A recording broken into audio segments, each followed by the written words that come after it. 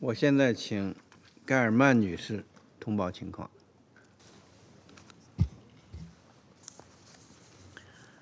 Thank you, Mr. President. Excellencies, I'm honored to address the Security Council on the 20th report of the Secretary-General on the threat posed by Daesh to international peace and security, as well as to highlight the efforts of the United Nations to support member states in addressing these challenges. And I wish to thank Under-Secretary-General for Counter-Terrorism and Head of the United Nations Office for Counter-Terrorism, Mr. Vladimir Voronkov, as well as Mr. Colin Smith, Coordinator of the Analytical Support and Sanctions Monitoring Team, as well as all of our United Nations partners for their close collaboration on this report. Mr. President, the challenges posed by Daesh remain complex, with humanitarian, security, and governance concerns persisting across regions affected by its activities. The humanitarian and security crisis in the northeast of the Syrian Arab Republic remains dire, with more than 40,000 individuals confined in camps and detention facilities under conditions marked by overcrowding, inadequate shelter, and limited access to clean water and sanitation. Beyond the Middle East, Daesh remains agile, taking advantage of ongoing conflicts, and regions experience growing instability. As we heard from the Deputy Secretary-General in the Security Council last month, after devastating so many parts of the world for more than a decade, Daesh and other terrorist groups now pose the most significant threat to peace, security, and sustainable development across the African continent. Armed terrorist groups such as Islamic State West Africa Province exploit fragile conditions to recruit and use children, commit abductions, and attack schools and hospitals. In the Sahel and the Lake Chad Basin, Daesh centralized operations continue to proliferate as regional cooperation declines.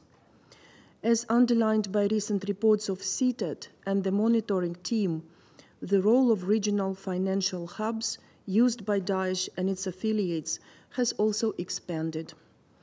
Addressing these threats requires an approach centered on prevention, grounded in respect for human rights, and with regional cooperation as the linchpin. The United Nations has continued its efforts to support member states in addressing the threat posed by Daesh. On behalf of the Counter-Terrorism Committee, in the last year, CTED conducted visits to Côte d'Ivoire, Ghana, Malawi, Mauritania, the United Republic of Tanzania, as well as other affected regions, to assess the implementation of Security Council resolutions on counter-terrorism. CTED has just finalized an assessment visit to Somalia.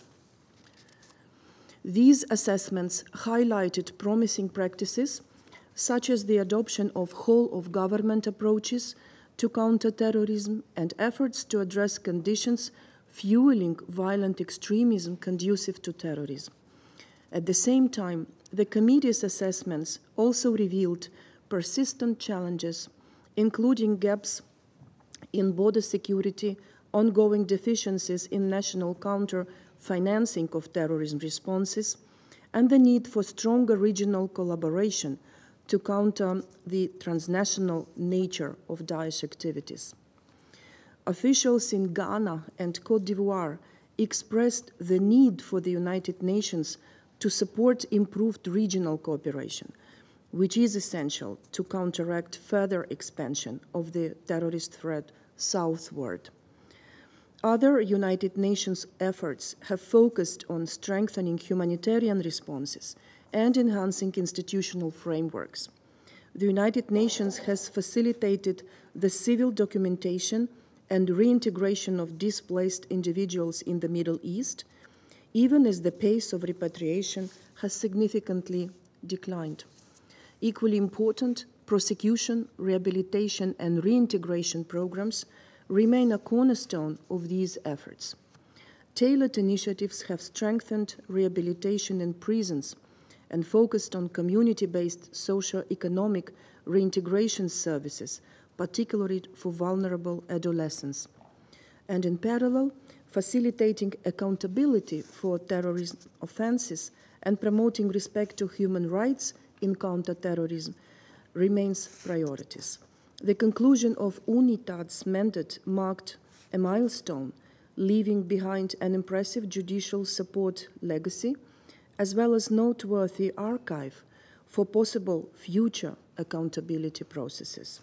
Furthermore, considerable strides have been made in assisting member states with countering the financing of terrorism.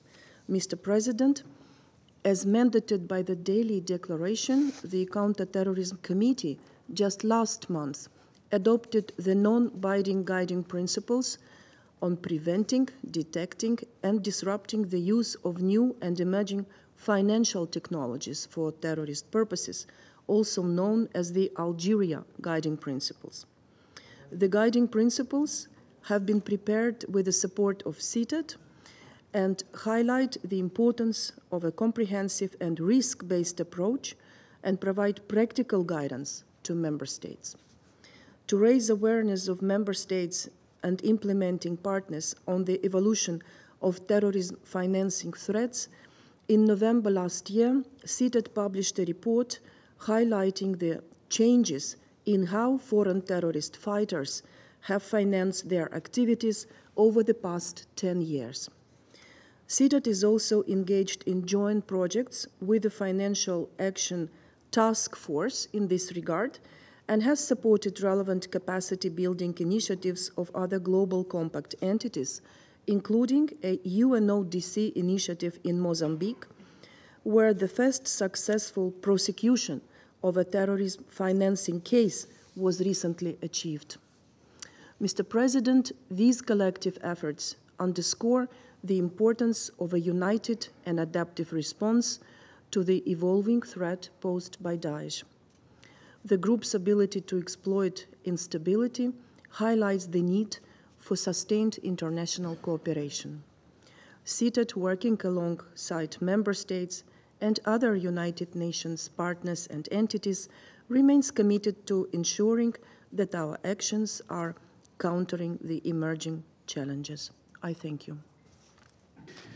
我感谢盖尔曼女士所做的通报。